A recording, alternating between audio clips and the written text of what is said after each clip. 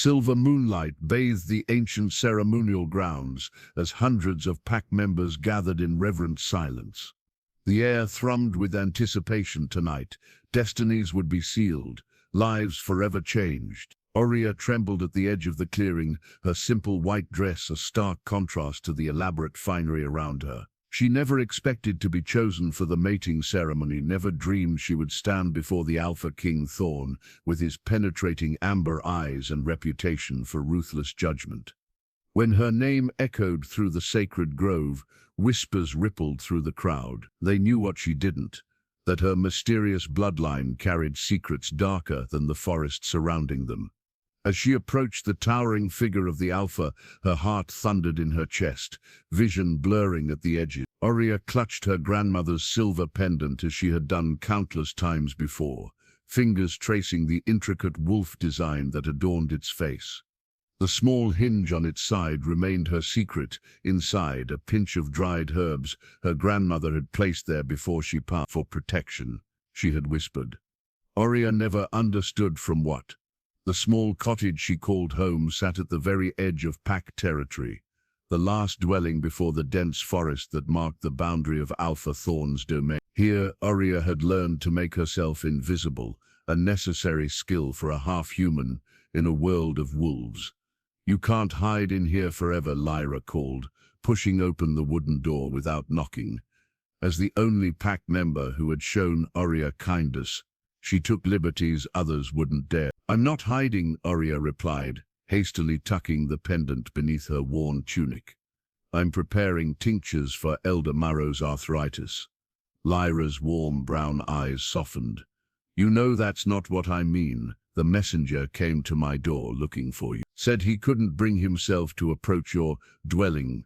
She spat the last word, her disgust at the pack's treatment evident. "What messenger?" Aria asked, her hands stilling over the mortar and pestle. "From the Alpha's council. Every eligible female has been summoned for the mating ceremony, including you." The pestle clattered against the stone floor. "That's impossible. I'm not pure-blooded, no. But you're of age, unmated, and technically pack." Lyra's expression was unreadable. "This has never happened before, Aria. Half-humans aren't included in the ceremony." Memories flooded back, childhood taunts as she failed to shift during the full moon, whispers that followed her at gatherings, the way mothers pulled their pups closer when she walked by. "It must be a mistake. The Alpha's seal doesn't make mistakes." Lyra held out a small scroll bound with a crimson ribbon. "The ceremony is tomorrow night." Aria's fingers trembled as she broke the wax seal. Her name was there, inked in formal script, alongside 20 others. 20 pure-blooded wolves. "And what does it mean?" she whispered. Lyra shook her head. "I don't know, but I brought something." She pulled a bundle from her satchel fabric, the color of moonlight. "It was my sister's before she was mated to the Northern Alpha. You'll need something appropriate." Later, after Lyra had gone, Aria stood before the cracked mirror in her tiny bedroom, the white dress transforming her in ways she didn't recognize. Her dark hair, usually bound in a practical braid, fell loose around her shoulder. The pendant rested visibly against her collarbone, suddenly seeming more talisman than keepsake. "What would you tell me to do?" she asked. The empty room, imagining her grandmother's weathered face. The old woman had been human, but she had lived among wolves after falling in love with Aria's grandfather. She had known things, herb lore that even the pack healers respected, stories of the old ways that predated wolf rule. The dress rustled as Aria knelt beside her bed, reaching for the loose floorboard beneath. From the hidden space she withdrew a small leather-bound book, her mother's journal, though most pages remained blank. Her mother had disappeared when Aria was just a child, leaving behind only whispered rumors and this nearly empty book. The few entries spoke of dreams, strange visions of fire and moonlight, of voices in the forest. Her father had forbidden Aria from speaking of these things, had forbidden mention of her mother at all before he too was gone, killed in a border skirmish with a rival pack. Outside, the forest darkened as sunset approached. Tomorrow, the full moon would rise. Tomorrow she would stand before Alpha Thorne, the most powerful wolf in 3 territories, known for his holiest judgment and fierce protection of pack purity. Aria's reflection stared back at her, eyes wide with fear, and the fading light, for just a moment, she thought they flashed an unassuming violet. Her mother's eyes, not her own familiar brown. She blinked, and the illusion was gone. Alpha Thorne stood motionless at the window of his private chambers, amber eyes fixed on the distant mountains where the moon would soon rise. Behind him, the ancient pack law scroll lay unfurled across his desk, its yellowed parchment detailing traditions unchanged for centuries. His finger had lingered over one particular passage. Those who disrupt the sacred ceremonies shall pay with blood, for the goddess tolerates no mockery of her divine will. The Eastern Alpha has refused our invitation again, Marcus announced, entering without ceremony. As Beta, he alone had such privileges. 3rd moon in a row. Thorne didn't turn. Daemon tests boundaries. Nothing more. Or prepares for something worse. Marcus approached, placing a sealed message beside the scroll. The Northern Pack reports witch hunters crossing their territory, heading south. Toward us, Thorne said, finally facing his oldest friend. Decades of leadership had carved permanent lines around his eyes, though at 42 he remained in his prime by wolf standards. The council is pressuring you again, Marcus nodded. A mated alpha makes for a stronger pack, they say. As if you haven't led us through 3 wars and 2 famines unmated. The old ways provide stability. Thorne's voice remained neutral, though his jaw tightened. 20 females will present tonight. 20 opportunities to quiet the council, and if none are suitable, then I continue as I have. Thorne returned to the scroll, rolling it carefully. The case that held it, carved ironwood with silver inlay, had belonged to his father and his grandfather before him.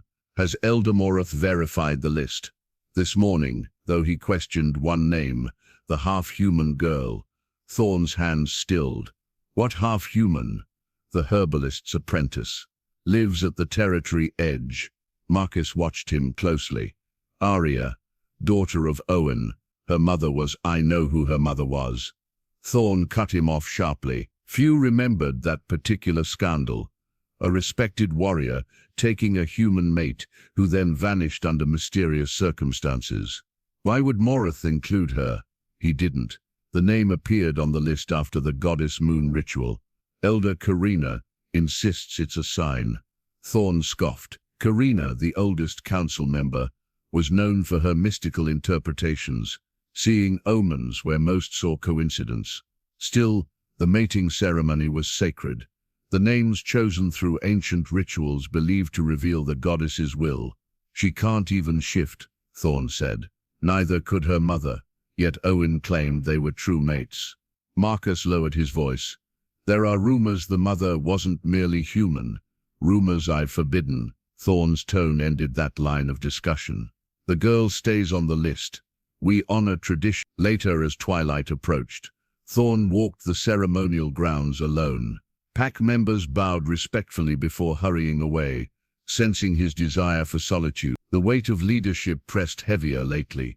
Threats from rival packs, whispers of witch hunters, and now this unexpected complication with the ceremony.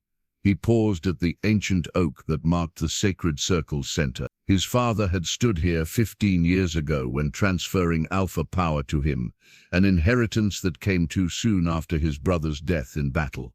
The responsibility had shaped him, hardened him in ways necessary for survival. At the circle's edge, workers arranged white stones in the pattern dictated by tradition. A young female supervised their placement, dark hair falling over a simple dress as she knelt to correct a stone's position. Something about her stillness caught his attention. Unlike the bustling wolves around her, she moved with deliberate care, almost fragility. When she looked up, sensing his gaze, Thorne felt an unexpected jolt of recognition, though he'd never met her before. Her eyes widened slightly before she quickly lowered them, a gesture of submission that somehow seemed unpracticed, unnatural to her. In that brief broom, Thorne had seen something that puzzled him, not fear, which he was accustomed to inspiring, but curiosity. He turned away, disturbed by his reaction. The eastern border needed inspection before tonight's ceremony. Political threats demanded attention. Yet as he walked back to the pack house, his thoughts kept returning to those questioning eyes and the strange pull he'd felt toward the girl who didn't belong. Drums echoed through the sacred grove as hundreds of pack members gathered under the rising full moon. Torches illuminated the stone circle where Elder Karina stood beside a crystalline altar, the moon crystal at its center glowing with ancient power. For generations this ceremony had bound destined mates under the goddess's watchful eye. Aria waited with the other candidates in a tent at the forest's edge, her borrowed white dress suddenly feeling too exposed, too presumptuous. The other females, all pure-blooded, all capable of shifting, kept their distance, occasional whispers and sidelong glances, making their thoughts clear. "Remember to keep your eyes lowered," Lyra instructed, adjusting Aria's hair one final time. "Speak only when addressed directly by the Alpha." "This is a mistake," Aria whispered. "I shouldn't be here. Yet here you are." Lyra squeezed her hand. "The goddess doesn't make mistakes." When the ceremonial horn sounded, Aria's heart thundered so loudly she was certain everyone could hear it. One by one, the candidates were called forward. Each approached the circle's center where Alpha Thorne waited, powerful and imposing in ceremonial furs that emphasized the breadth of his shoulders. Each interaction followed the ancient pattern, the female kneeling, the Alpha lifting her chin to center, a moment of connection as the goddess either blessed or passed over the potential union. 19 females presented themselves. 19 females returned to the edge of the circle, neither rejected nor chosen. Then Elder Morith's voice rang out. Aria, daughter of Owen, approached the sacred circle. A shocked murmur rippled through the crowd. Many younger pack members hadn't even known of her existence, sequestered as she was at the territory's edge. Older wolves whispered behind their hands, eyes narrowed with suspicion and memory. Aria stepped forward on trembling legs. The distance to the circle's center seemed impossibly vast, each step exposing her further to hundreds of judging eyes. She felt dizzy with fear, her grandmother's pendant suddenly heavy against her chest. When she finally reached the center, she knelt as instructed, eyes fixed on the ground before her. The stone was cool beneath her knees, ancient symbols carved into its surface glowing faintly in the moonlight. "Look at me," Alpha Thorne commanded, his deep voice resonating through her very bones. Aria raised her eyes slowly, meeting his amber gaze. Up close, she could see flecks of gold in his irises, the stern lines of his face, the slight gray at his temples that spoke of wisdom earned through years of leadership. Something passed between them, a current of recognition, of inevitability that stole her breath. The Alpha leaned down, his movement deliberate as he inhaled her scent near the pulse point of her neck. Aria closed her eyes, overwhelmed by his proximity, by the impossible warmth radiating from him. And then something strange happened. The moon crystal on the altar, which had remained steadily glowing throughout the ceremony, suddenly flared with blinding light. Aria felt a surge of heat rush through her body, starting where her pendant touched her skin and spreading outward like wildfire. Her vision blurred. The ground beneath her seemed to tilt. A high-pitched ringing filled her ears as the strength drained from her limbs. She swayed, unable to maintain her kneeling position. "What?" she managed to whisper before darkness crept in at the edges of her consciousness. The last thing she felt was Alpha Thorne's strong arms catching her as she collapsed against his chest. The last thing she heard was Elder Morith's voice rising above the shocked crowd. "Sacrilege! The half-breed brings a curse upon our sacred ceremony." Then chaos erupted. Through the fog of her fading awareness, Aria heard snarls, shouts, the thunder of angry voices. The goddess rejects her. A bad omen. The old laws demand blood for this insult, As consciousness slipped away entirely, she felt herself being lifted, held protectively against a warm chest. Alpha Thorne's voice cut through the din, resonating with authority that silenced even the angriest cries. "No one touches her. She is under my protection until the council determines the meaning of this sign." Darkness claimed her then, her last sensation the steady beat of the Alpha's heart against her cheek. Aria wakened to unfamiliar stone walls and the scent of sage burning nearby. She lay on a narrow bed, her white ceremonial dress replaced with a simple grey shift. When she tried to sit up, dizziness forced her back down. Slowly, a female voice cautioned, "The effects haven't fully worn off." An older woman, not Pack, judging by her scent, sat in the corner, grinding herbs with practiced efficiency. Her grey-streaked hair was bound in a practical braid, her hands weathered from years of similar work. "Where am I?" Aria's voice rasped. "The old holding cells beneath the pack house." The woman offered a cup of bitter-smelling tea. "For your protection, though few would call it that." Aria's fingers trembled as she accepted the drink. The walls around her were inlaid with silver veins that seemed to pulse with dull light. Ancient runes covered the door, symbols she recognized from her grandmother's teachings. Containment symbols. Magic suppressant. "These cells were built for magic users," she whispered. The woman's eyes narrowed slightly. "You recognize the runes?"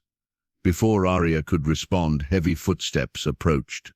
The door swung open to reveal Alpha Thorne, his imposing figure filling the doorway. His face revealed nothing, but tension radiated from his broad shoulders.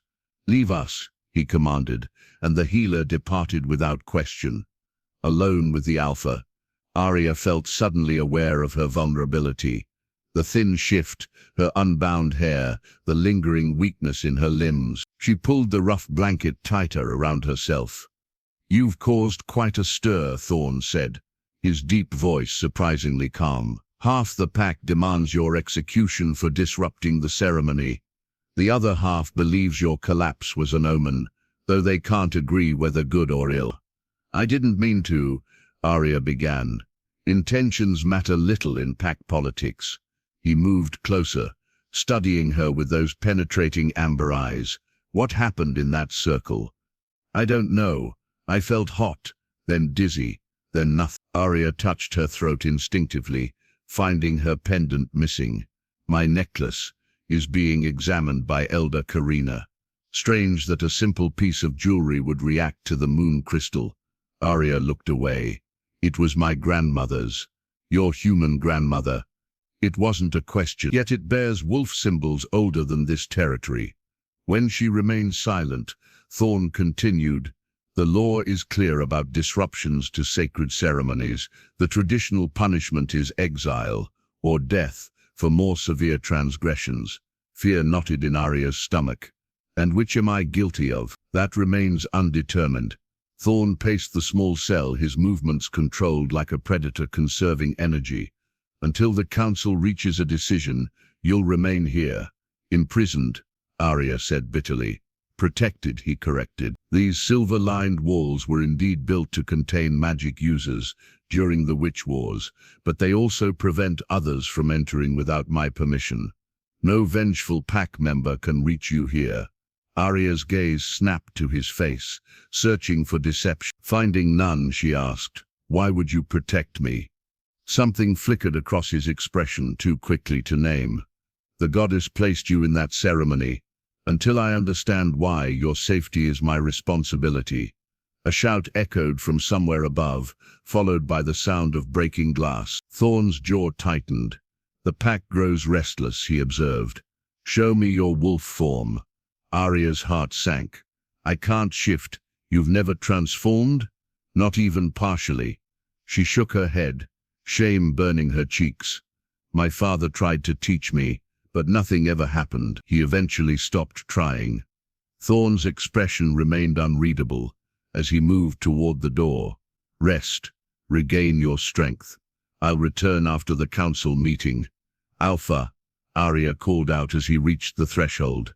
"What will happen to me if the council demands my death?" He paused, one hand on the ancient door, Traditional law allows the Alpha to claim protection over any pack member, even against council wishes. Would you? The question escaped before she could stop it. Thorne looked back, his amber eyes meeting hers with unexpected intensity. I haven't decided yet. The door closed behind him, locks engaging with a heavy finality that echoed in the silent cell. 3 days passed in the silver-lined cell, marked only by the changing of guards and the silent healer who brought meals and medicines. Aria spent hours tracing the ancient runes carved into the walls, recognizing symbols her grandmother had sketched in the margins of her herb book, symbols the old woman had forbidden her to discuss. On the 4th night, a different visitor arrived. The locks disengaged, and Elder Karina slipped inside, her white hair gleaming in the dim light. She carried Aria's pendant in one gnarled hand and a leather-bound book in the other. The guards are changing shifts, she whispered. We have few minutes. Aria sat up straighter. Has the council decided my fate? They deliberate still. Karina placed the book on the bed. But I've found something you should see. The book was ancient, its cover worn smooth by countless hands. When Karina opened it, Aria saw that certain pages had been carefully cut out, others blacked with ink to obscure the text. What remained were fragments, illustrations of beings with both human and wolf characteristics, passages in an old language, and marginalia added by various hands over centuries. This was hidden in the restricted section of the pack archives, Karina explained. Most believe it destroyed during the Great Burning after the Witch Wars. Aria's fingers hovered over an illustration showing a woman with violet eyes like her mother's surrounded by swirling flames. What is this? Our true history. Before the wars, before the hatred. Karina's voice dropped lower. There were those who walked between worlds, neither fully wolf nor fully witch, but something else entirely. They were called the touched, witch-wolf hybrids. Aria breathed. More than that. They were respected, even revered for their unique abilities. Karina turned to a page showing symbols similar to those on the cell walls, until fear turned respect to hatred. Aria looked up sharply. My mother had the violet eyes. The signs were there, but your father protected her, claimed she was merely human. Karina returned the pendant to Aria. This belonged to her before your grandmother, didn't it? Aria nodded, closing her fingers around the familiar silver. Why are you telling me this? Because history repeats. Karina glanced nervously at the door. Alpha Thorne has been investigating your lineage since the ceremony. He's discovered things that concern the more traditional elements of our pack. A commotion sounded from the corridor outside, raised voices, the scrape of claws on stone. Karina tensed. Someone comes. Hide the book. She pressed it into Aria's hands. If you are what I suspect, yo. The door burst open. 3 wolves in human form charged in, eyes glowing with rage in the dim light. The largest, a brute named Garrick, who had always despised half-breeds, snarled at the sight of Karina. Traitor, consorting with the witch spawn. Karina stepped between them, and Aria. This is madness, Garrick. The Alpha ordered her protected.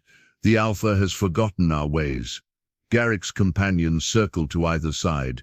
The council debates while our traditions crumble. We will restore the old laws ourselves. As he lunged forward, Aria reacted instinctively. Her hand shot out, pendant clutched tight, and something inside her broke free, a surge of heat that exploded outward like a shockwave.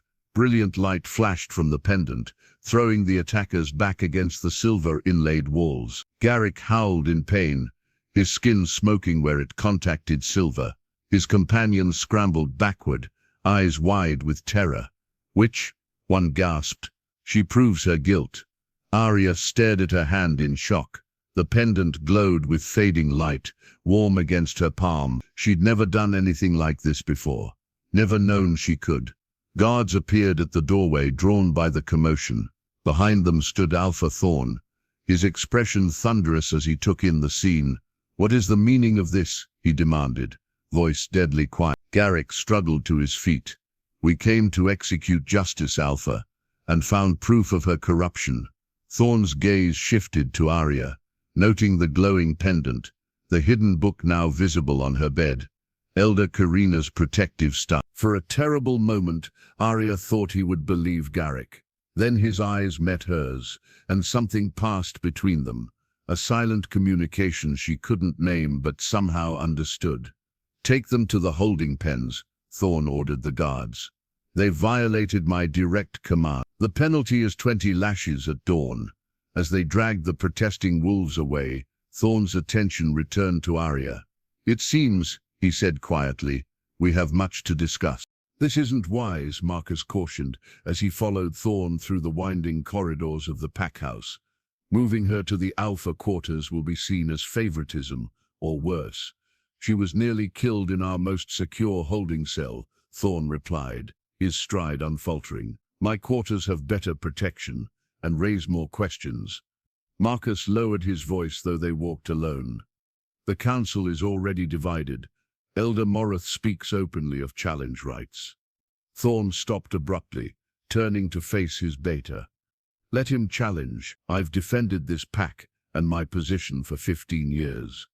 This is different. Marcus's loyalty allowed him liberties no other wolf would dare. This is about the half-breed girl, about what happened at the ceremony." "Her name is Aria," Thorne said quietly. "And what happened at the ceremony is precisely why I must understand her connection to all this." They reached the private wing of the pack house where the Alpha's family had resided for generations. 2 guards stood at attention outside Aria's new chambers, eyes carefully avoiding their Alpha's gaze. Inside, Aria stood at the window, sunlight illuminating her dark hair. She'd been given proper clothes, a simple tunic and leggings, but still looked out of place amid the Alpha's ancestral furnishings. She turned at their entrance, weariness evident in her posture. "The council has demanded a formal hearing," Thorne announced without preamble. 3 days from now, at the full moon's wane, fear flashed across her face before she composed herself. "And until then, you'll remain here where I can ensure your safety." Thorne nodded to Marcus, who placed a small wooden box on the table between them. "These are your quarters," Aria said, disbelief coloring her voice. "Why would you?" "Politics," Thorne interrupted. "The Alpha's protection is sacred tradition. Even those who wish you harm won't violate these rooms." Marcus opened the box, revealing an intricate silver bracelet. "This is a formality required by pack law. The Alpha's protection rune." Aria eyed the bracelet suspiciously. "What does it do?" "It marks you as under my personal protection," Thorne explained, "and creates a bond that allows me to sense if you're in danger." "A leash, you mean?" she said sharply. "A safeguard," he corrected. "Without it, the traditionalists will claim my protection invalid." After a moment's hesitation, Aria extended her wrist. Marcus placed the bracelet carefully, speaking ancient words, as the clasp sealed with a flash of blue light. Aria gasped as warmth spread up her arm.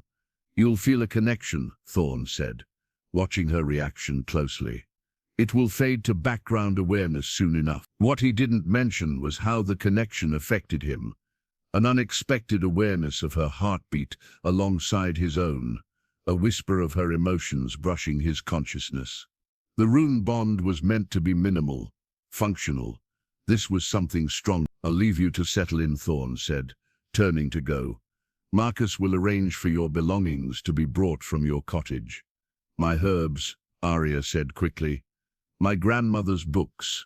They're hidden beneath the loose floorboard under your bed," Thorne finished. "Yes, we found them during the investigation."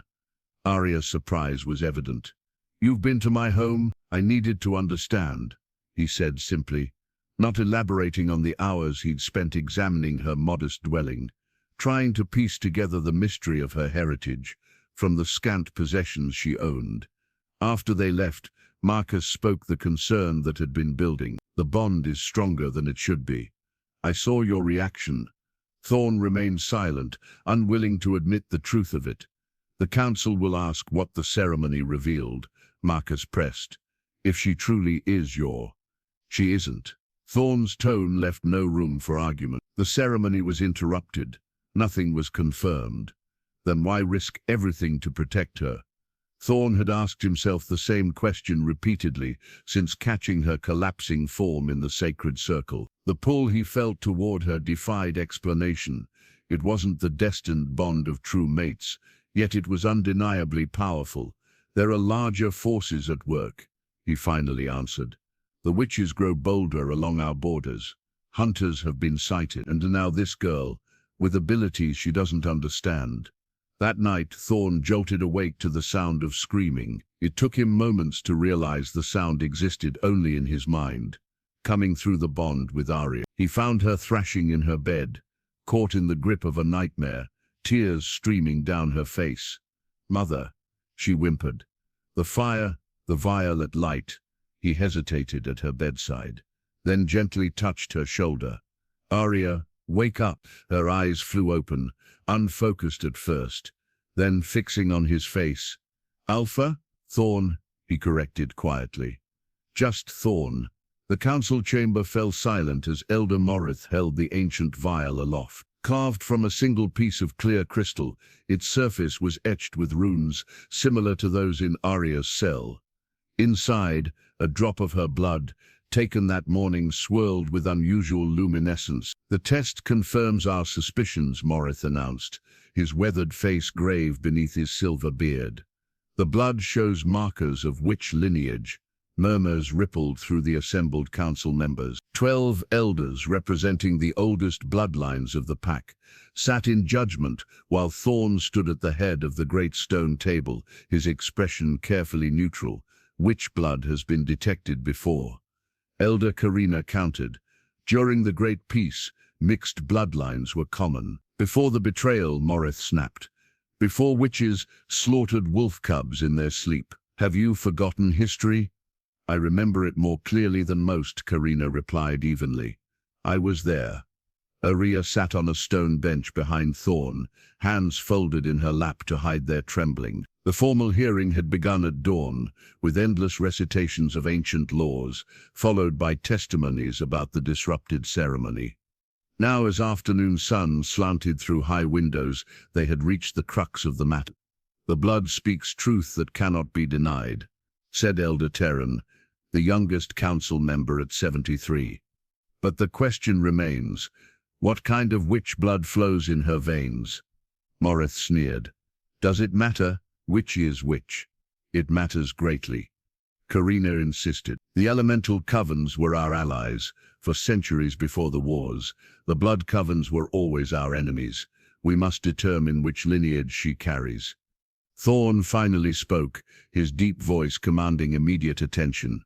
"Bring the history." 2 young wolves entered carrying a massive leather-bound tome, setting it carefully before the Alpha.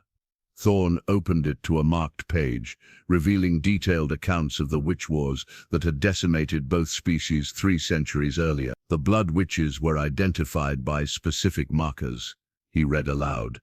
"Their magic drew power from pain and sacrifice. The elemental witches channeled natural forces: earth, fire, water, air." He looked up. "Which does her blood reveal?" Morath hesitated, his certainty faltering. "The test is inconclusive. The sample shows characteristics we haven't seen before." "Then we've learned nothing definitive," Thorne concluded, closing the book with finality. "We've learned she's not pure wolf," Morath persisted. "That alone violates." "Half-humans have lived among us for generations," Thorne interrupted. "Her father was a respected warrior of this pack. Her mother, Elder Terran, said quietly, was the mystery. Not merely human, as we were led to believe." Aria's pendant seemed to grow warmer against her skin as they discussed her mother. Since the incident in the cell, she'd experienced strange symptoms. Headaches followed by moments of heightened senses, dreams filled with voices speaking in languages she somehow understood. Each episode left her drained, as though something inside her struggled to break free. "The Alpha's judgment is required," Karina finally said, ending the circular debate. "What say you, Alpha Thorne?" All eyes turned to Aria, felt their connection pulse through the protection rune on her wrist, his calm resolve flowing into her, steadying her racing heart. The girl remains under my protection until we understand her nature more fully, he declared. She will be observed and tested under controlled conditions. If she proves a threat, I will personally carry out the sentence. Relief flooded through Aria, immediately followed by cold fear. Tests, observation. What would happen when they discovered she couldn't control whatever power was awakening inside her? As the council session ended, Thorne escorted her back to his quarters, his hand occasionally brushing her arm in subtle support. Guards flanked them at a respectful distance. "What kind of tests?" she finally asked when they were alone. "Nothing invasive," he assured her. "Elder Karina has knowledge of the old ways. She'll guide us. And if I fail," Aria's voice was barely audible. Thorne's amber eyes met hers, a surprising gentleness there. "Then we'll find another solution." That night, as Aria prepared for sleep, she overheard Thorne in the adjoining room, speaking in hushed tones. Curiosity drew her closer to the door. "The border patrols confirmed it," Marcus was saying. "The Mistwood Coven sent an envoy. They're requesting a meeting." "Witches seeking audience with wolves," Thorne replied, his voice grave. "After 2 centuries of silence, this can't be coincidence." "They mentioned a prophecy," Marcus continued, "and asked specifically about the girl." Aria's breath caught. How would foreign witches know about her? What connection could she possibly have to these strangers? "When?" Thorne asked. 3 days. The dark moon. "Arrange it," Thorne said after a long pause. "But tell no one, especially not her." "Focus on the flame," Elder Karina instructed, her weathered hands steady as she placed a single candle between them. "Feel its heat, its life, its hunger." Aria sat cross-legged on the floor of a hidden chamber beneath the packhouse, accessible only through Thorne's private study.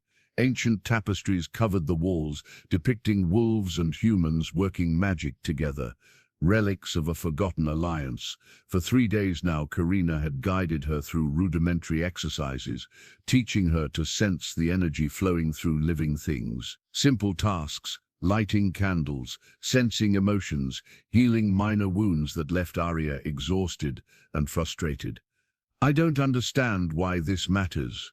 Aria sighed as another failed attempt left the candle stubbornly unlit. "I'm not a witch, not entirely," Karina agreed, "but enough. The power in your blood awakened at the ceremony. Without training, it will manifest chaotically, perhaps dangerously." Aria's fingers traced the protection rune on her wrist, now a constant reminder of her connection to Thorne. Through it she occasionally felt echoes of his emotions, determination, concern, and something deeper she couldn't name. "Alpha Thorne arranged these lessons against council wishes," Karina continued. "Elder Morith would have you executed for even attempting witchcraft. Why would he risk his position to help me?" Karina's knowing smile revealed little. "Perhaps he sees something worth preserving." A soft knock interrupted them. Thorne entered, carrying an ancient leather-bound book that immediately captured Karina's attention. "You found it," she breathed, accepting the tome with reverent hands. "At considerable risk," Thorne replied. "This was hidden in the forbidden archives. Marcus created a diversion to retrieve it." Aria leaned forward, recognizing witch symbols embossed on the cover. "What is it?" "A grimoire," Karina explained, carefully opening to reveal pages of handwritten spells, diagrams and annotations. "One of the few that survived the Great Burning. It belonged to an elemental high priestess who once lived in peace with our pack." Thorne watched Aria's reaction closely. "It may help you understand your abilities." The risk he'd taken to retrieve forbidden witch knowledge wasn't lost on her. "Thank you," she said quietly. He nodded once before turning to leave. "I have border patrols to oversee. Continue your training." After he'd gone, Karina guided Aria through the grimoire's basic teachings. Hours passed as they practiced simple spells, calling small objects, sensing energies, creating tiny lights that danced between their fingers. By evening, Aria successfully lit the candle with a thought, the flame flickering to life with her exhaled breath. The surge of accomplishment was quickly followed by bone-deep exhaustion.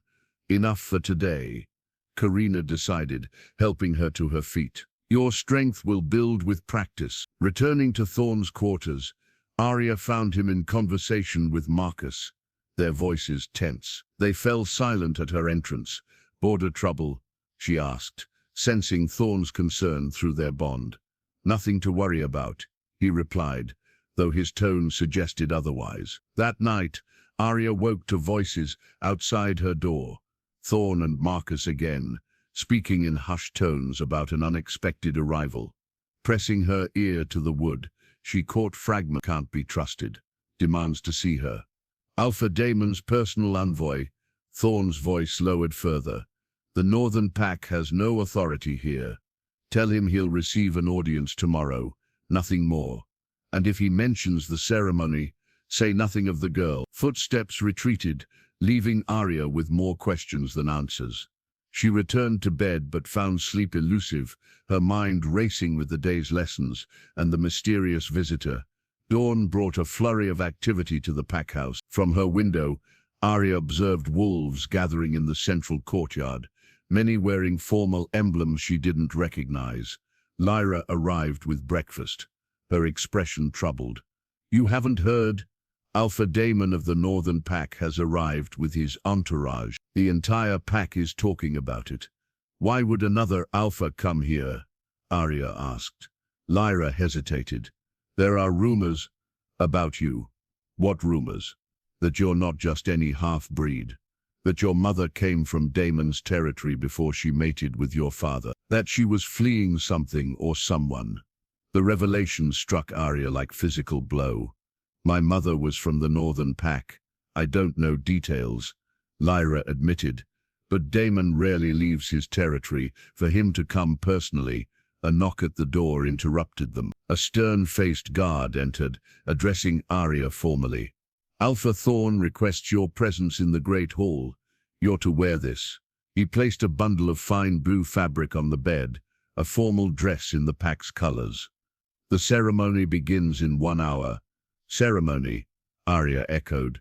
What ceremony? The guard's expression revealed nothing. The welcoming of Alphas. Your attendance is required. After he departed, Lyra helped Aria dress, her hands trembling slightly. This is unprecedented, she whispered. Half-humans are never presented at formal pack gatherings. Aria touched her pendant for reassurance, feeling the power humming beneath the silver. Whatever game Thorne was playing by presenting her publicly, she sensed today would change everything. The Great Hall fell silent as Aria entered beside Thorne. Hundreds of wolves from both packs watched her approach, some curious, others openly hostile. She wore the formal blue dress of Thorne's pack, her pendant concealed beneath it, her hair arranged to display the Alpha's protection rune on her wrist. At the hall's center stood a powerfully built man with steel-gray hair and cold blue eyes. Alpha Daemon of the Northern Pack radiated authority, his gaze locking onto Aria with unsettling intensity. So, he said, voice carrying effortlessly through the hall, this is the half-breed who disrupted your sacred ceremony. His nostrils flared slightly. She has an unusual scent. Thorne's posture remained relaxed, though Aria felt tension thrumming through their bond. This is Aria, daughter of Owen, under my personal protection. Daughter of Owen, Daemon repeated, circling her slowly. And of Serena, formerly of my pack. Whispers rippled through the crowd. Aria's heart pounded against her ribs, her mother's name spoken aloud for the first time in her presence since childhood. You knew my mother?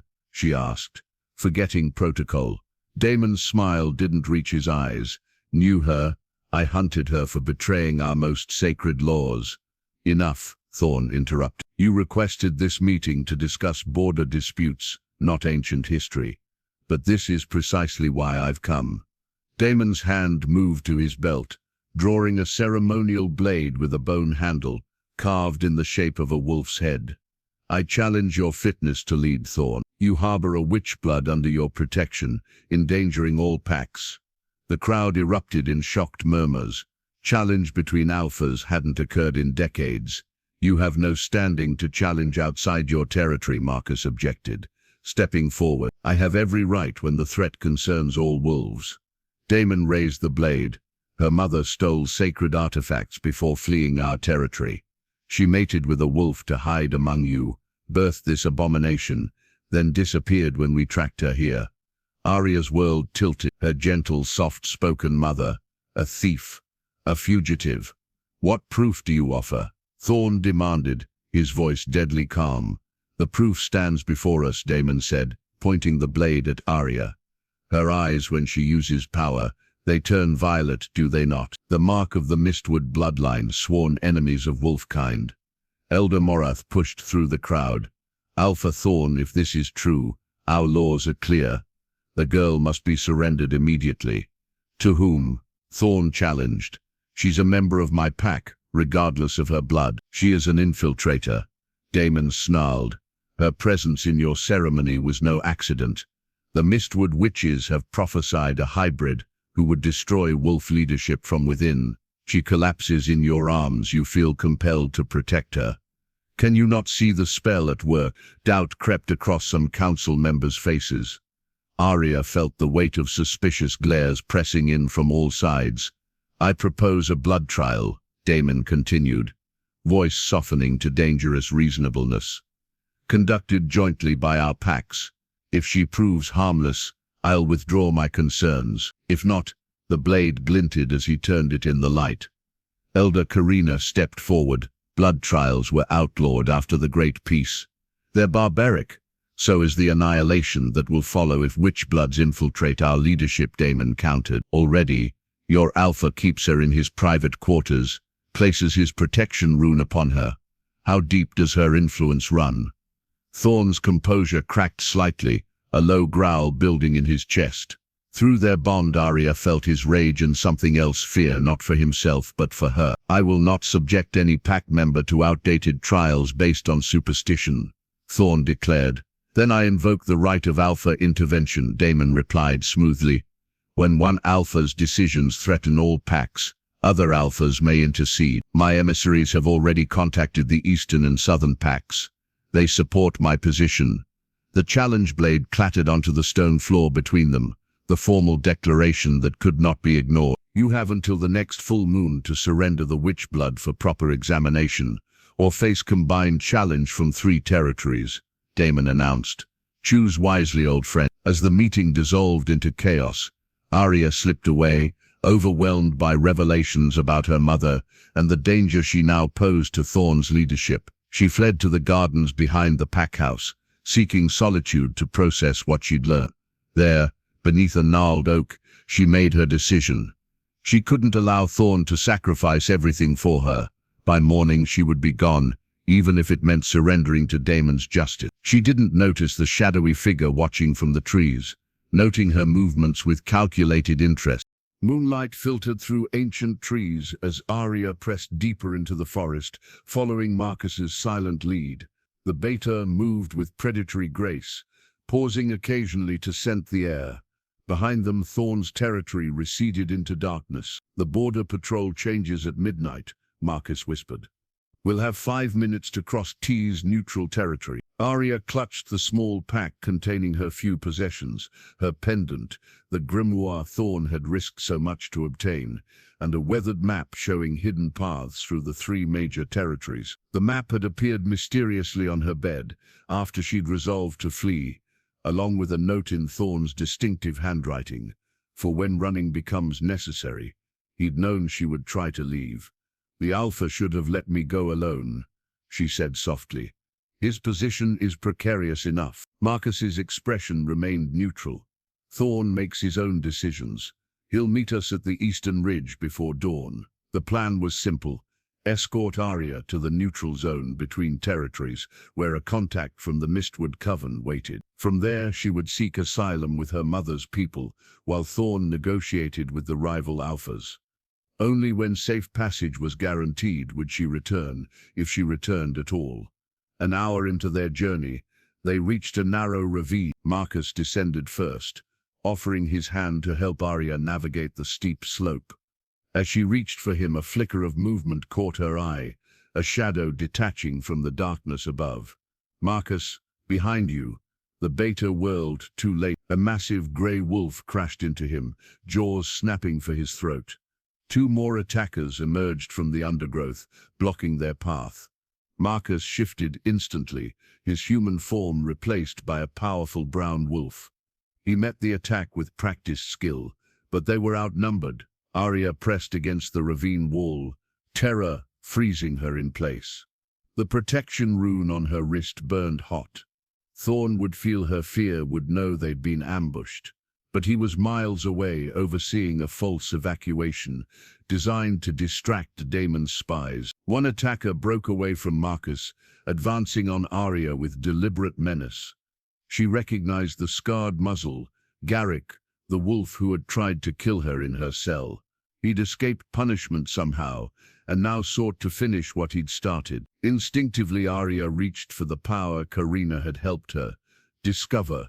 Warmth flooded her veins as she extended her hand, visualizing the energy flowing outward as she'd practiced with the candle. A pulse of violet light erupted from her palm, striking Garrick squarely in the chest. The wolf yelped, staggering backward. The momentary advantage allowed Marcus to break free from his attacker. He lunged toward Aria, but a third wolf intercepted him, teeth tearing into his flank. Blood darkened his brown fur as he fought with increasing desperation. "Run," he growled, the word barely recognizable through his wolf vocal cords. Aria hesitated, unwilling to abandon him. She gathered her power again, but before she could release it, something heavy struck the back of her head. Stars exploded across her vision as she crumpled to the ground. Through dimming consciousness, she saw a human figure standing over her. Not one of Thorne's wolves, but a stranger wearing the emblem of the Northern Pack. "Alpha Damon will be pleased," the man said, binding her wrists with silver cord that burned against her skin. "The witch blood walks right into our hands." Nearby, Marcus lay motionless, his breathing shallow. The stranger pressed a cloth against Aria's face. A sickly sweet smell filled her nostrils, and darkness claimed her. She woke briefly during transport, jostled in the back of a vehicle moving at high speed through the forest. Her head throbbed, the silver bindings sending waves of weakness through her body. The protection rune on her wrist pulsed faintly, its connection to Thorne stretched thin by distance or whatever drugs clouded her system. "The sedative won't hold her long," a voice said from the front seat. "Her kind metabolize it differently." "We're almost at the compound," another replied. "Alpha Damon wants her conscious for questioning anyway."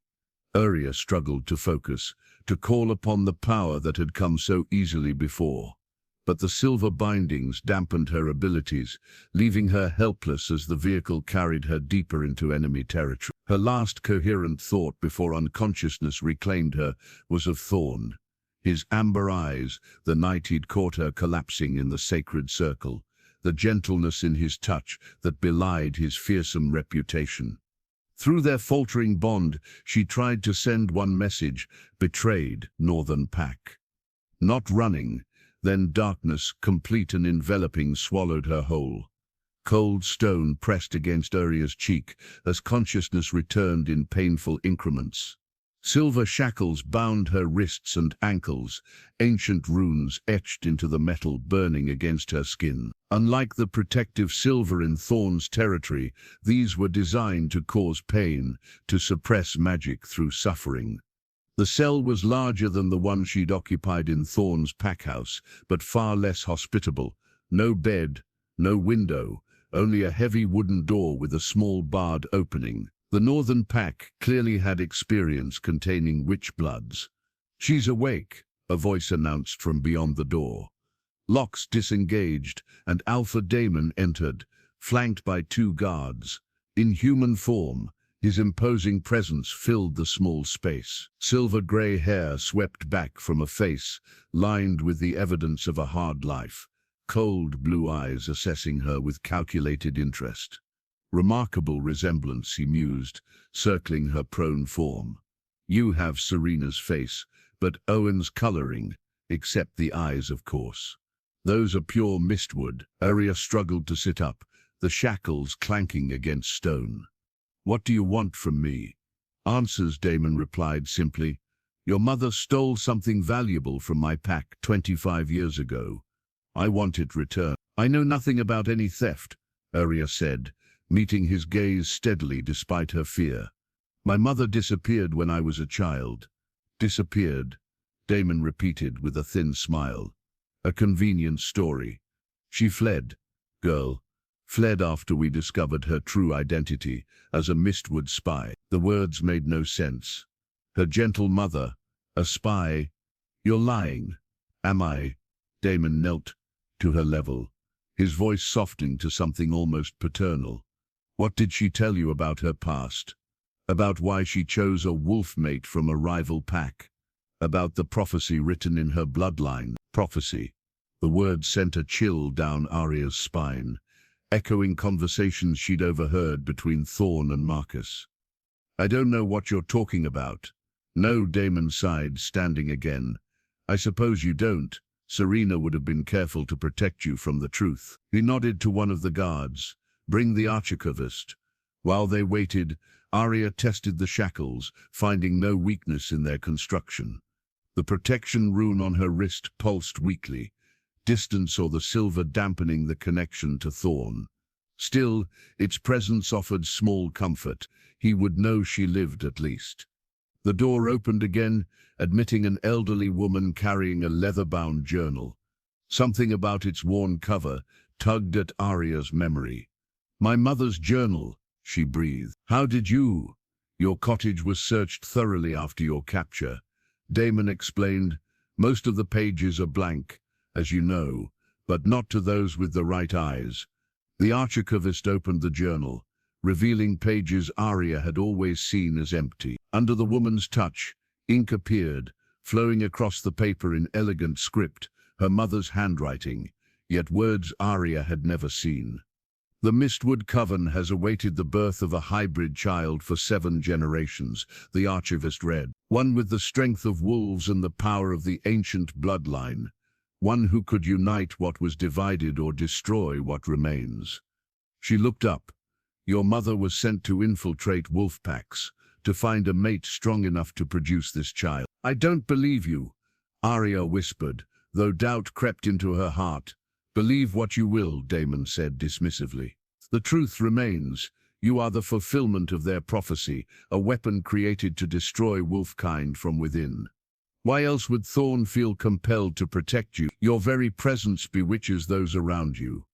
The accusation stung more than Aria wanted to admit.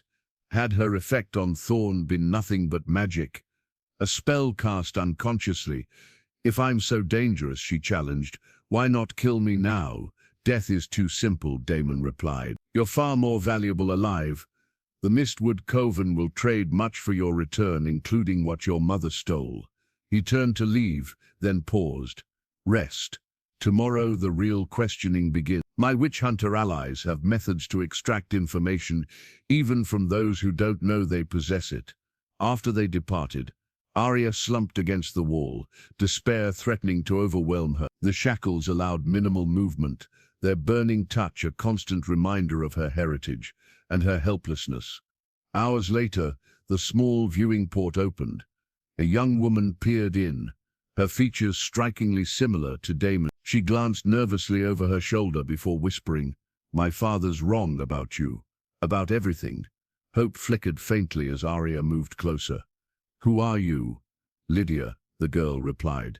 Alpha Damon's daughter, and I'm going to help you escape. Thorne hurled the moonstone fragment against the wall, where it shattered into glittering dust. The ancient artifact, symbol of treaties between packs, lay destroyed, mirroring the alliance it had once represented. You're certain? He demanded of the scout, kneeling before him. Yes, Alpha, the young wolf confirmed. Witch hunters were seen entering Alpha Damon's compound. At least 5 of them, heavily armed with silver weapons. Marcus, his flank still bandaged from the ambush, growled low in his throat. Damon cooperates with hunters now. Has he lost his mind? He's desperate, Thorne replied, pacing the war room where maps of all territories covered the walls. Red markers indicated Damon's patrols, blue showed Thorne's forces, and black X's marked where witch hunter sightings had been confirmed. The northern pack has suffered 3 bad winters, their numbers dwindle. He needs allies. Witch hunters are no one's allies, Elder Karina interjected from her seat at the long table. They'd exterminate wolves as readily as witches, if given the opportunity. The council members present exchanged uneasy glances. Half had supported immediate war when news of Aria's abduction reached them. The other half, led by Elder Morath, counseled caution, even suggested her capture might prove fortunate. Perhaps, Morath ventured, this resolves our dilemma. The girl is Damon's problem now. Thorne's answering snarl silenced the elder instantly. Through the protection rune bond, he still felt Aria's presence distant, muted by silver restraints, but alive. The connection had weakened since her capture 3 days ago, but never broken, allowing him to sense her fear, her pain, and most recently, a flicker of hope. She is Pack, Thorne stated with finality. We do not abandon our own. She is half witch, Morath countered, and according to Damon, bred specifically to infiltrate wolf packs. The prophecy, I care nothing for prophecies, Thorne interrupted. Aria had no knowledge of her heritage. She's as much a victim of manipulation as anyone. The council chamber doors opened as Thorne's sister Alara entered, her golden eyes, so like his own, scanning the assembled wolves with practiced assessment. Though 10 years his junior, she served as the pack's head diplomat, negotiating treaties that had kept peace for a generation. The Eastern Alpha sends his response, she announced, handing Thorne a sealed message. He withdraws support from Damon's coalition. The Witch Hunter Alliance violates too many ancient agreements. Thorne broke the seal, skimming the contents with growing satisfaction. He offers troops if needed. A small victory, Marcus cautioned. The southern pack still stands with Damon. Alara moved closer to her brother, lowering her voice. There's more. My sources within the northern pack report. Damon plans to use the girl in some ritual. The hunters brought equipment, ceremonial items, designed to extract and contain magical essence. The protection rune on Thorne's wrist burned at her words, his wolf surging closer to the surface with protective rage. When? 3 days. The dark moon. Thorne turned to the assembled council. We move tonight. I want our fastest wolves at the eastern border within the hour. Marcus will lead the main force as distraction at the northern approach. I'll take a small team through the river passage.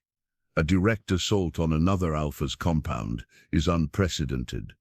Moreth objected. Even for a pack member, the risk is mine to take. Thorne finished. Any who wish to formally object may do so after the girl is safely returned. As the council dispersed to prepare, Alara remained, watching her brother with unusual intensity. There's something you should know, she said when they were alone. Something Mother made me promise never to reveal. Thorne paused in his preparations. This isn't the time for family secrets. It's precisely the time. Alara pushed up her sleeve, revealing a faint pattern on her inner wrist, similar to witch markings, nearly invisible against her skin. Mother wasn't pure-blooded wolf. Her grandmother was a hedge witch who married into the pack during the last years of peace. Thorne stared at a revelation etched into his sister's flesh. Why hide this? Protection. Those with mixed blood were hunted after the wars. Her eyes met his steadily. I feel it sometimes power different from wolf strength. I've hidden it all my life as Mother taught me. Why tell me now? Because I understand your connection to the girl. It's not just duty or politics. Alara's expression softened. The old magics recognize each other, brother. Like calls to like. As they prepared for the rescue mission, Thorne felt the protection rune pulse once, strongly, as though Aria had momentarily broken through whatever dampened their connection. An image flashed in his mind. Silver shackles, a narrow window, guards changing shifts at moonrise. She was trying to communicate, to help them find her. That night, As his elite team moved silently through the forest toward Northern Territory, Thorne felt certainty settle in his bones. He would find her, and Damon would pay for every mark on her skin, every moment of fear she had endured, no matter what it cost him. Lydia slipped into Aria's cell during the guard change, carrying a small leather-bound journal and a vial of clear liquid. "Drink this," she whispered, uncorking the vial. "It will ease the silver burn temporarily." Aria hesitated, suspicion warring with desperation. "If I wanted to harm you, I wouldn't need trickery," Lydia pointed out with pragmatic bluntness. "My father has given the witch hunters permission to begin their work tomorrow." The liquid tasted of mint and something sharper beneath. Almost immediately, the constant burning from the silver shackles subsided to a tolerable ache. As relief flooded her system, Aria studied Damon's daughter more carefully, noting the tension in her posture, the furtive glances toward the door. "Why help me?" Aria asked. "Your father is wrong about many things," Lydia interrupted, "especially about your mother." She placed the journal in Aria's lap. Unlike the one the archivist had shown her, this was smaller, its cover worn soft with handling. When Aria opened it, she recognized her mother's handwriting immediately, not the formal script from the official journal, but the familiar, flowing hand that had labeled herb jars and written bedtime stories. "Where did you get this?" "Your mother gave it to me," Lydia replied, her voice softening. "I was just a child when she lived here. Before she fled, before she met your father. She was my teacher." Aria's fingers trembled as she turned the pages, finding detailed accounts of her mother's life in the Northern Pack. The truth, hidden for decades, spilled across the paper in intimate confessions. "She wasn't a spy," Aria whispered, reading passages describing her mother's growing disillusionment with Damon's leadership. "She was a healer, assigned to the Alpha family."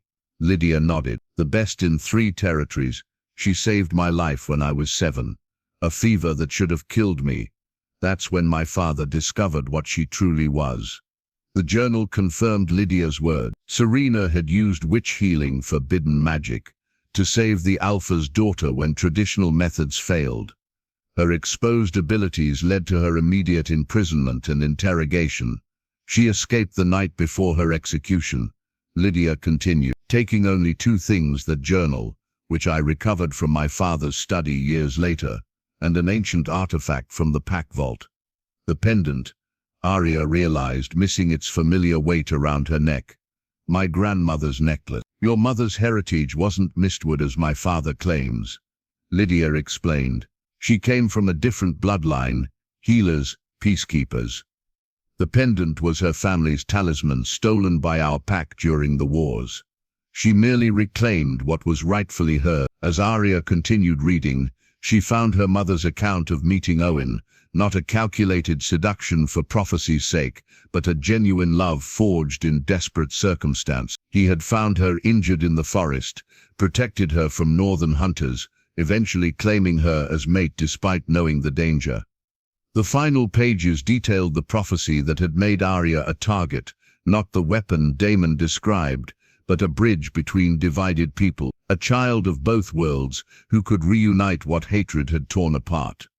"My father twisted the prophecy to serve his purposes," Lydia said bitterly. "He fears the old alliance returning. Wolves and witches, standing together, would threaten the power he's built through division and fear." The journal's last entry, dated just before her mother's disappearance, revealed her final secret. "The hunters have found us. I've placed protection spells around our daughter, binding her power until she's ready. If they take me, the binding remains. Better she live as a half-human than die as a witch blood. Forgive me, my darling girl. Your power sleeps within, waiting for the right moment to awaken." Tears blurred Aria's vision. Her mother hadn't abandoned her. She'd sacrificed herself to protect her child. "The ceremony," Aria whispered. "The moon crystal must have triggered something in the binding spell." Lydia nodded. "Your power is awakening. That's why my father keeps you in these." She touched the silver shackles. "He fears what you might become." A commotion echoed from the corridor outside, the sound of running feet. shouted orders. "Someone comes," Lydia whispered, rising quickly. "I must go. Tomorrow night, be ready. When the moon sets, I'll return with keys." "Wait," Aria called softly. "My pendant. Do you know where they've taken it?" "My father keeps it on his person," Lydia replied. "He believes it's the key to controlling the power of your bloodline." After Lydia slipped away, Aria closed her eyes, focusing on the lingering connection of the protection room. The ceremonial chamber deep beneath Damon's compound had been prepared with meticulous care. Ancient symbols covered the floor in patterns drawn with silver dust and crushed herbs. At the center stood a stone altar where Aria lay bound, her wrists and ankles secured with silver chains that burned like fire against her skin. Damon paced the perimeter, her mother's pendant hanging from his neck, glinting in the torchlight. 5 witch hunters in dark robes worked methodically around the room, arranging crystals and ceremonial tools. "The blood moon rises in 30 minutes. The lead hunter announced, his weathered face impassive as he tested the edge of a ceremonial dagger. "The binding ritual must begin precisely at the apex." Aria closed her eyes, focusing past the pain of her restraints. Since reading her mother's journal, something had shifted within her. The power that had emerged sporadically now hummed beneath her skin, responsive to her will despite the silver's dampening effect. She had spent hours in her cell practicing what Karina had taught her, strengthening her connection to Thorne through their bond. He was close. She could feel him approaching, his determination a steady pulse against her consciousness. "You're making a mistake," she told Damon, her voice steadier than she felt. "The prophecy doesn't mean what you think." "Silence," Damon snapped, though uncertainty flickered briefly across his face. "Your mother poisoned my daughter's mind with the same lie. The prophecy is clear: witch-wolf hybrids threaten our very existence." "Then why not simply kill me?" Aria challenged. "Why this ritual?" The lead hunter answered before Damon could. "Your power, bound to the pendant, will serve as a weapon against the coven. Poetic justice, using witch magic against witches." Understanding dawned with horrifying clarity. They didn't just want to suppress her abilities, they intended to harvest them, to twist her inherited magic into a weapon of destruction. The pendant, her mother's legacy of protection, would become an instrument of death. A distant explosion shook the chamber, dust raining from the ancient ceiling. Damon's head snapped toward the stairs. What was that? One of his guards burst through the door. "We're under attack, Thorne's forces at the north gate, and something else, lights in the forest, strange mists. The sentries are reporting witches." "Impossible," Damon snarled. "Witches and wolves don't ally." "Begin the ritual now," the lead hunter ordered, abandoning the careful timeline we may not have until the moon's apex. As they hastily adjusted their preparations, Aria reached for the bond, sending Thorne precise images of her location, the underground chamber, the stairs leading down, the number of guards. His acknowledgement came as a surge of fierce protectiveness. The hunters formed a circle around the altar, chanting in an ancient language that made the air heavy with power. The lead hunter raised the ritual dagger above Aria, its silver blade etched with runes that seemed to absorb the torchlight. "With blood and silver, we bind this power," he intoned. "With moon and shadow, we harvest this gift." The blade descended toward her palm, but never reached its target. With strength born of desperation, Aria channeled her power into the silver chains binding her wrists. Instead of fighting the burning metal, she embraced it, using the pain as Karina had taught her, transforming it into raw energy. The chains shattered in a burst of violet light. The force threw the nearest hunter backward into the wall, while Aria rolled from the altar, narrowly avoiding the dagger. "Contain her," Damon shouted, drawing a silver-edged sword from his belt, but Aria was already moving, her mother's teachings flowing through her blood. She reached for the scattered silver dust on the floor, willing it to rise and swirl around her like a protective storm. The hunters stumbled back, shielding their eyes from the blinding display. Only Damon pressed forward, sword raised. "Your tricks won't save you, witchblood." Aria met his gaze steadily, violet light now glowing in her eyes. "I am my mother's daughter," she said softly, "and she taught me more than you know." With a gesture, she sent the silver dust surging toward him in a blinding wave. He slashed through it with his sword, but the distraction gave Aria the moment she needed to dash for the stairs. Above, the sounds of battle grew louder, snarls of fighting wolves, shouts of men, and something else, the high, clear notes of witch song rising above the chaos. Reinforcements were coming, but she needed to reach them first. As she raced up the winding stairs, Damon's enraged howl echoed behind her. He had shifted to wolf form, massive paws pounding the stone as he gave chase. The pendant still hung around his neck, bouncing against his grey fur as he ran. Through the bond, Aria sent one desperate message to Thorne. "Coming to you. Damon follows. The pendant, we must recover it." His answer came not in words or images, but in pure emotion, determination, mingled with a fierce joy that she lived, that she fought. They would meet soon, in the chaos above, and when they did, everything would change. Chaos reigned in the compound courtyard. Wolves from both packs clashed in furious combat, their snarls piercing the night air. At the eastern perimeter, mistwood witches wove spells that twisted perception and misdirected attacks, their chanting rising and falling like distant music. Thorne cut through the battle in wolf form, a massive black shape moving with deadly purpose. Through the protection bond, he sensed Aria's location changing rapidly, moving upward from beneath the earth, pursued closely by another presence he recognized as Damon. Marcus fought at his side, creating a path toward the main building where underground chambers connected to the Alpha's private quarters. Behind them, Elara coordinated with the witches, her previously hidden abilities now employed openly as she amplified their protective wards. A howl of warning came too late as 3 northern wolves ambushed them from a side passage. Thorne took the brunt of the attack, massive jaws clamping around the shoulder of the largest attacker.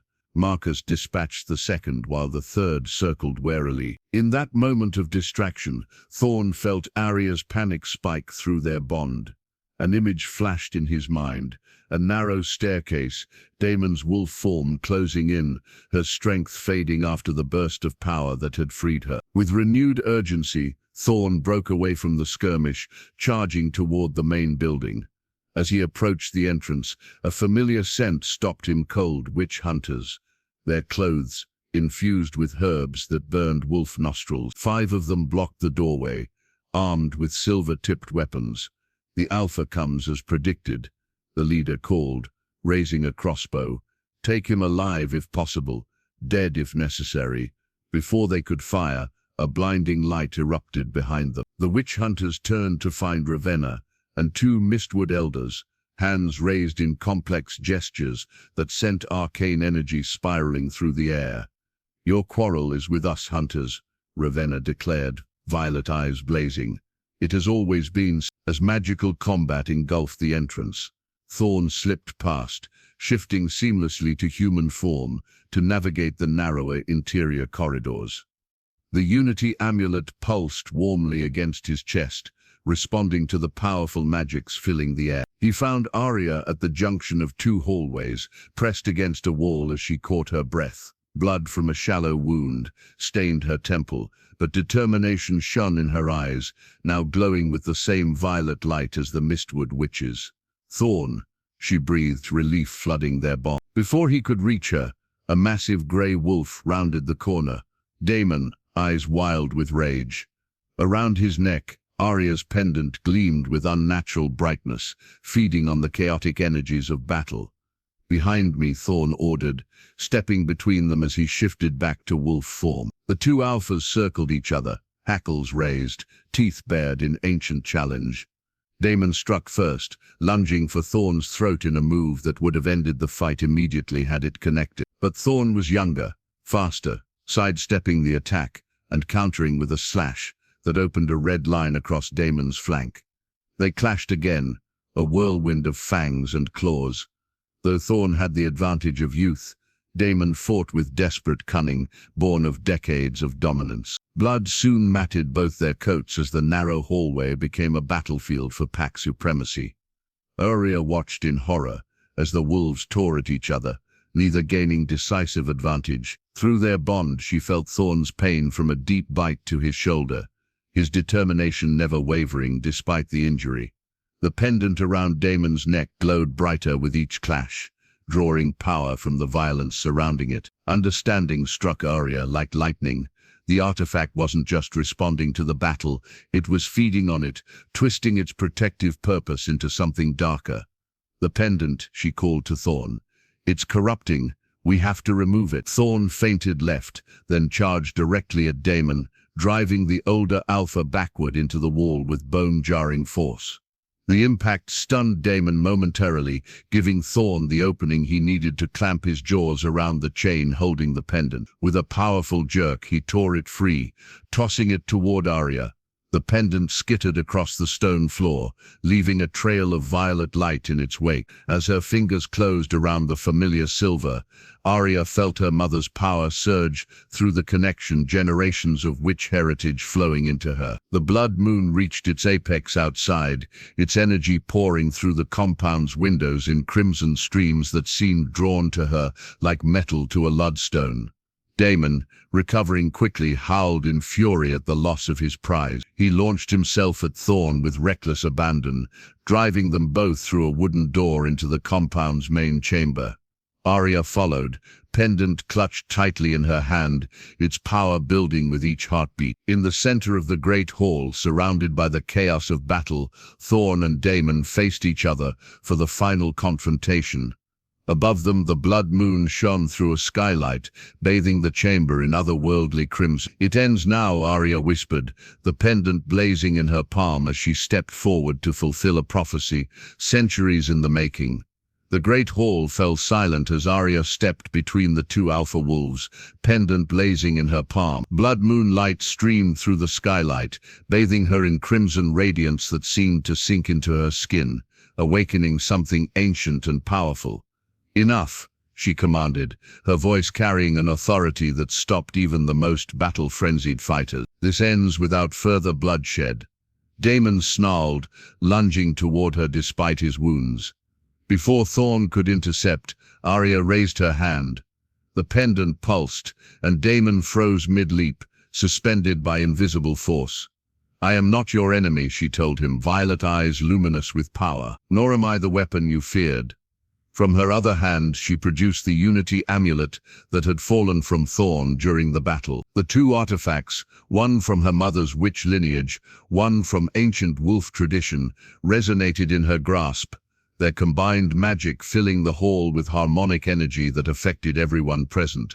Wolves lowered their hackles. Witch hunters found their weapons suddenly heavy in their hands. The Mistwood witches ceased their defensive spells, watching in wonder as prophecy unfolded before them. "For generations, fear has divided us," Aria continued, her words reaching every corner of the compound. "Fear built on misunderstanding, on ancient betrayals twisted by time until truth became legend, and legend became weapon." Thorne shifted to human form, standing tall despite his injuries. "The girl speaks with the voice of both peoples," he declared. "As Alpha, I bear witness to her words." Ravenna stepped forward, representing the Mistwood Coven. "As High Priestess, I too bear witness." Only Daemon remained defiant, shifting to human form, as Aria released her hold on him. "Pretty words change nothing," he spat. "Witches slaughtered wolf cubs in their sleep. We hunted them to near extinction in return. Some hatreds cannot be undone.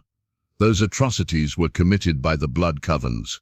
Aria countered, knowledge flowing through her from the pendant's connection to her ancestors. "Not by Mistwood, not by the elementals who were once your closest allies."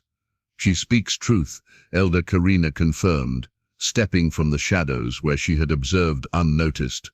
"I lived through those dark days. It was manipulation by forces who benefited from our division that turned allies to enemies.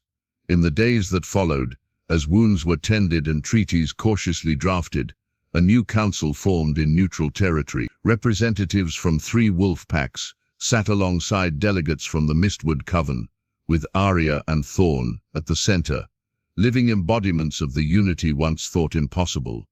Not all embraced the change. Daemon returned to Northern Territory with his diminished forces. His influence weakened, but his hatred undiminished. The witch hunters vanished into the wilderness, seeking more receptive territories beyond the mountain. Even within Thorne's pack, traditionalists like Elder Morith separated themselves, forming a splinter group that maintained old ways and suspicions. But for most, the revelation of manipulated histories and the visible power of witch-wolf cooperation opened doors long thought sealed by hatred. On the night of the waning moon, 1 month after the battle, Aria stood beside Thorne on the same ceremonial grounds where she had first collapsed in his arms. This time she wore the formal dress of a wolf mate, adorned with symbols of both her heritages, the pendant at her throat, the protection rune permanently etched into her wrist, now a true mate bond rather than mere safeguard. "Are you certain?" Thorne asked quietly, his amber eyes searching hers. "The path we walk has never been traveled. There will be resistance, dangers we cannot foresee." Aria smiled, taking his. Through their bond, she sent not words but feelings, certainty, trust, and a depth of connection that transcended traditional understandings of mates. "Some journeys are worth the risk," she replied. The ceremony that followed combined ancient wolf tradition with witch elements binding their lives together before both peoples. As Thorne placed his mark upon her, their combined energies flared visibly, the mate bond settling into place with an intensity that left witnesses murmuring in awe. Later, as the celebration continued around them, Aria stood at the edge of the forest, with Ravanna and Alara, watching the mingling of wolves and witches with quiet satisfaction. "The prophecy fulfills itself," Ravanna observed. "But this is merely the beginning. There will be challenges," Alara agreed. "Daemon retreats to lick his wounds, but he won't remain quiet forever." Aria touched her pendant thoughtfully. "Then we'll face them together, as we were always meant to." Across the clearing, Thorne watched his mate, the half-human girl who had collapsed in his arms and changed everything. Through their bond, he felt her momentary concern, then her resolve as she turned to meet his gaze. Whatever came next, they would face it as one wolf and witch, alpha and mate, guardians of a fragile peace built on truth rather than fear. A new dawn, rising over territories too long shadowed by the night of division.